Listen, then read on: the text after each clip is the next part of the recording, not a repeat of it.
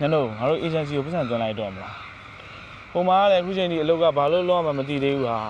စိတ်ညစ်ပါတယ်ပြီးတော့ကွန်ကြားစီတွေကလည်းအတော်လေးများနေပြီဟာ အဲ့လေကိုဖြိုးဟာငါလည်းအဲ့ဒါပဲစဉ်းစားနေရမိဘရဲ့ဆရာလည်းပတ်စံအများကြီးတောင်းအောင်မယ်ဟိုရောက်မှအဆင်မပြေလဲဒုက္ခပညာတစ်ခုတက်ထားရောတစ်မျိုးပေါ့ ဒီမှာလည်းဟာဘာလို့လောက်မှမသိတော့ပါဘူးစိတ်ညစ်ပါတယ်ဟေးညနို့ရောက်နေကြပြီလား နည်းနည်းပေါ့ကိုဖြိုးဒီမှာကြည့်အောင် ဟုတ်ပါ ခုတွေ့ထား nice fair training center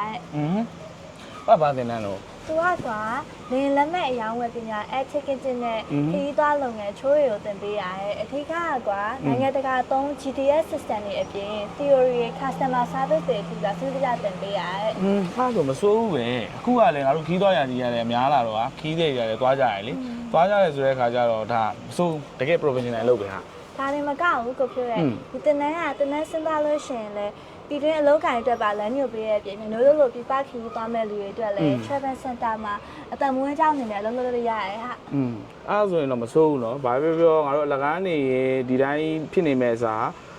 ဘာပြောဒီလို professional skill တစ်ခုခုတက်ထားတဲ့ခါကျတော့လက်ရှိပြည်တွင်းမှာလည်းအဆင်ပြေတယ်နောက်တစ်ချိန်ငါတို့ပြပသွားတဲ့ခါကျလို့ရှိရင်လည်းဒီ skill နဲ့ငါတို့အိန္ဒိယအတမွေးကြောင်းပြုလို့ရတာပေါ့เนาะ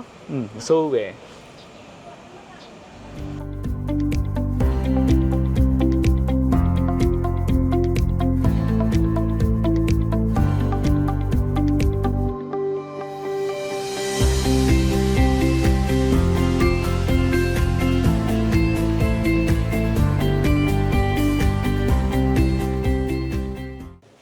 ငါစုံစမ်းကြည့်ပြီးမြန်တို့ရဲ့ဒီတင်တန်းကလက်တွေ့အခြေခံအနေစပြီးတော့စနစ်တကျတင်ပြီးတာပြီးတော့ငါတို့ဒီမှာတင်ပြီးတဲ့ဆရာတွေကလည်းတကယ်ဝိုင်းနေပဲနော်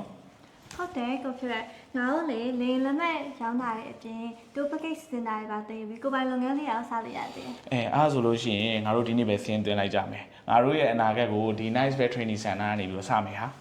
ငါတို့ရွေးချယ်မှုမှန်ကန်မယ်လို့ယုံကြည်တယ် Okay အဲ့ဒါငါတို့သွားကြမယ်